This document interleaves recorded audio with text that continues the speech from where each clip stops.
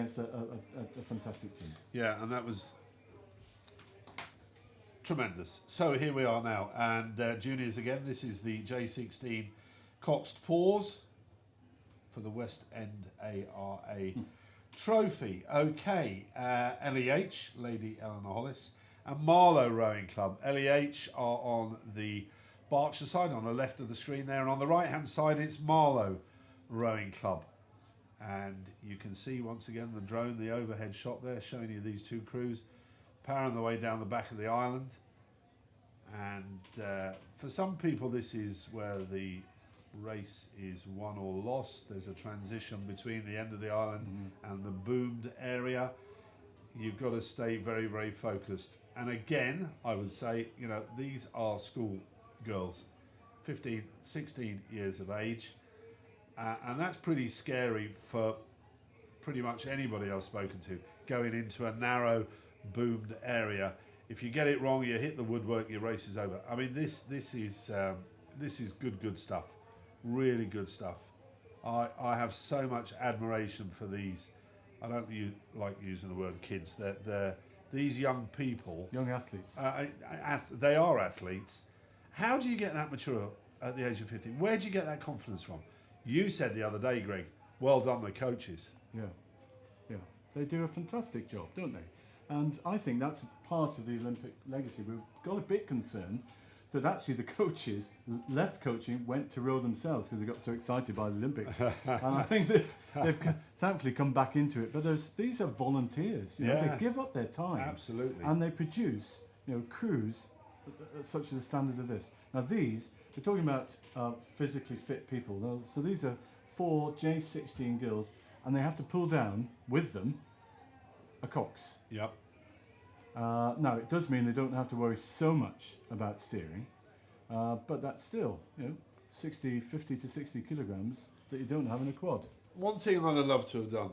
Not Cox, you couldn't do it. I was going to say, yeah, big, but funnily enough, you're too tall. I could never squeeze into the costume. Yeah. I could never, you know, I'm too tall. How nice.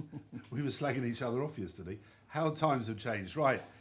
No, I'd love to have had a go at Cox now. It just must be so exciting. And you see these Coxes here, and they're screaming instructions and driving their crew forward. We've got Marlow here leading now by just about a length, heading up to the offices, formerly the barn bar, towards the enclosures, and just about coming up to the halfway point. Marlow lead just over a length, about a length. Just a length, but Lady Eleanor Hollis are really working hard, aren't they, to stay with them. Just stay in touch, because they've not broken the string yet. It's just trying to stay with them. I think, again, my memory's not as good as it once was, but I think these got gold and silver again at National Schools Regatta. So this is again a race off. It was Marlow on that occasion that did get the gold. Now you get a great shot of the Cox, this is what's called a bow loader. You can see him with a microphone at his mouth, non-stop chat. Some of that will be motivating, some of that will be making sure the rhythm gets up. You can't see them, but he will be saying things like sit up and things like that. The Coxes do an absolutely great job. And he's managed to just have a bit of a push there from his Marlow crew, and they've got clear water now, so it's just over a length. So, you know, that's the trick, isn't it? Try and break your opposition, get that bit of clear water. And what Lady Eleanor Hollis will be noticing at the side of their eyes is they can't see the puddles. Where have the puddles gone? Yeah. And that will weigh on them as well, because if you're quite close to them, the puddles remain. And the Marlow girls looking cool with their sunglasses on. Can't see much sun's sun. not out. No, they look cool, and they're rowing cool. They've just taken. But they can see now what's happening. The Cox, he's thinking he's ahead, but he hasn't looked around here, so he's not 100% sure how far ahead he is. Which is why very often you see Coxes still going berserk and driving the crew on when they've got a lot of space between them and the opposition. I'll tell you what, Martin, you saying you wanted to be a Cox, that looks the most uncomfortable position. The Cox there, You maybe can't get his legs all the way down into the bows. No, I haven't got a hope. I'd never squeeze in there. But they are rowing just beautifully, aren't they? Yeah, and they're rowing away here down to the finish. Absolutely And it looks tremendous as though, effort. looks as though Really they're well gonna done. win. Really, really well done. Next up, we have the senior eights. This for the GP Jeffreys Memorial Trophy. So if we're not careful, this is going to be over before we've said anything about Princeton University and Imperial College. Two fantastic pedigrees, aren't they, in this eights? I was watching both of their semis earlier. Princeton had their boat racked just outside of our studio, and they were doing that sort of whooping and hollering that you hear occasionally, but in a good way. Okay, In a I'm good glad to way. hear. That was nice. And Imperial were on the racks a couple away from them, and I must say that the Princeton crew they looked bigger girls. Yep. Well, they certainly, I think, here made the better start. Their rate was up a wee bit higher than Imperial, and they kept the rate going for a wee bit longer. And they're obviously trying to get a little bit of advantage by the time they got to the end of the island, which they had, but only by what? A canvas? No, a third of a length. Pushing really hard now.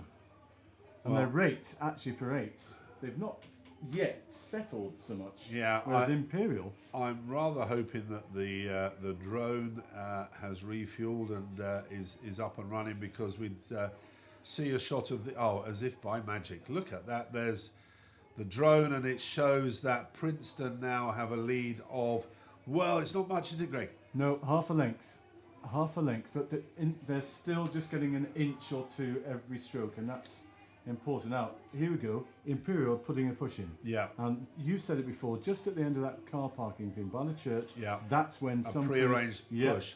they put the push in. And it's had an effect. And it takes, of course, 2 seconds, 3 seconds for the other crew to think, oh, they're pushing. need to We've react. Got, yeah, Yes. we've got to respond. Yes, but they do have pre-race calls, so there's various points here that they will have a push if they need to. But they come right back at them, They haven't have. That's fantastic. This is brilliant. Eights accelerating like that, and these are shifting. If you want to see how quick, there's a guy at the top of the screen. Well, there's two coaches there, and they're cycling pretty quickly. That's a brilliant response, though, isn't it? They have responded. from They have Princeton. responded. Yeah. It's so Imperial. They had that push. They were really hoping that was going to get them level. That would have demoralised the Princeton crew just a little bit, but it hasn't. And they've upped the game again. They've put in. They've not only put more pressure down on the legs, but they've upped the rate as well. These guys are so blooming fit that they can do this. And the lactic acid already in both of these crews will be starting to get round the body. There's no doubt about it. An 8 cannot row at this rate and keep working aerobically. Now you know what aerobically Well, is. I know, yeah, and I know you got very excited there, Greg. I I was did, looking I out the window did as get you were excited with being it. excited, and Imperial have had a push.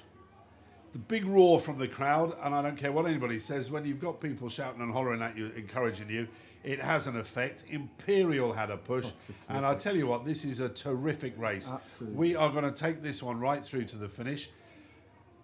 Princeton trying to hold off the challenge of Imperial, and if anything, I think Imperial are just edging closer and closer.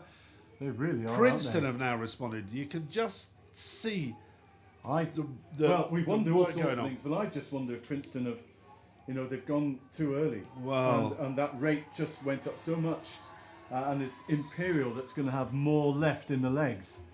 But both crews have got to be tired, and then we get back to the mental stuff, don't we? Oh, we do. It's absolutely fantastic. So we've gone through now, and there's about 500 metres to go. This is brilliant stuff. You're watching here the GP Jeffreys Memorial Trophy for Senior 8 Henley Women's Regatta, and this is, well, it's women's race, and it's, you don't often see international races as tight as this. Look at this. Brilliant. Imperial. Really pushing, and Princeton have responded, because it would have been so easy. The legs are tired to say, "Oh, okay, look, we just haven't got it in us," but they are still there, Absolutely. And I can hear the on-course commentator Yeah. absolutely screeching here. What a race. If you're watching There's this nothing in it. America, you hopefully Look at are that. jumping up Oh, and down, because there must be at a the foot in moment it. you are about a foot ahead and there's not many strokes left. It looks to me as if Princeton have just done enough there as they go across the finish line. Wow, that was amazing. Fantastic. Phew. I know. I'm exhausted. Right. The Rosamay Glothling Trophy. This is sponsored by Swanton Consulting. It's senior double sculls. And we know one of these, do we not, Greg? This is Leander Club and Reading Rowing Club. Yeah, both fantastic crews. The Reading Rowing Club, I think, is... Yeah, I'm not sure it's GB Start, but it's a senior double. Both really gone up quite quickly, but it's Leander, isn't it, that have taken the initiative. It is indeed, and the Leander crew have looked very, very good here from day one. They've been 100% focused on the task in hand, and that task was to win this event. Senior double sculls, they've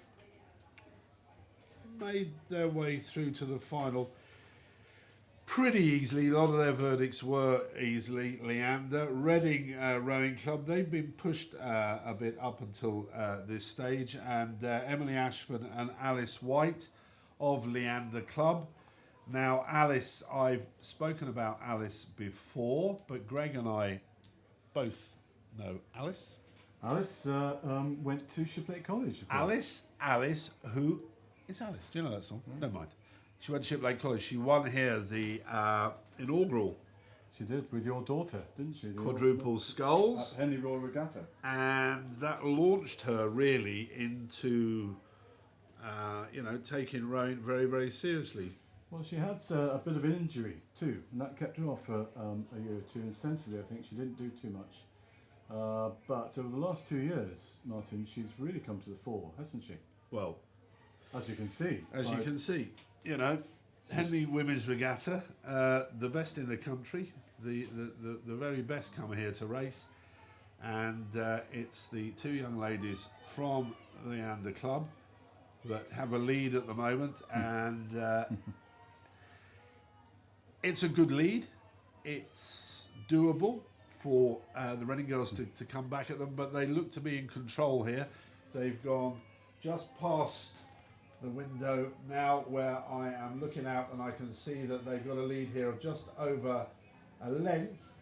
So if Reading are going to do something, they ought to get on with it and do it now. They've got 750 metres in which to make an impression on this impressive Leander double. And they've had it pretty easy getting to the final, haven't they? They've had a couple of verdicts of easily, and they look very, very smooth. Reading have had a bit of a tougher time to get to it. And Martin, I think they're both great scullers. I think just Leander just got more power and more leg power. They're nice and smooth. The rhythm's great. It's all on the legs. Look, you'll just get Alice is in the stroke seat. Very, very powerful athlete. Still cracking that right arm a little bit too early, as far as I would say. But nevertheless, you can't. You can't really knock it, can you? That's it. Who are we to say? You're moving along very, very smoothly there. That's a really, really good, very impressive. solid regatta from these girls. They'll be very proud. I was talking to one of their coaches, Ian Roots, and he underplays everything. Very, very cool, calm guy. And he suspected these girls had what it takes, and Bethan Thomas has been helping out, coaching these two as well. So well done the coaches. Reading, are they going to have a go? They need to have a decent push now, but it looks to me as if Leander have this race. It's an absolute very sign, much under control, Martin, of a really, really talented, good, fit crew, that they're making it look as though they're hardly rowing, they're hardly putting any effort into it. But that's not the case. at all. Loads of power. Look at the bow ball, not bobbing up and down at all. Well, Nice of and course, when smooth. Alice won Henley, she was a year younger than the other girls, so she was a J16 Yeah, and they were when she won Henley, J18. and they were all juniors. And Just crossed the line now. yeah, that's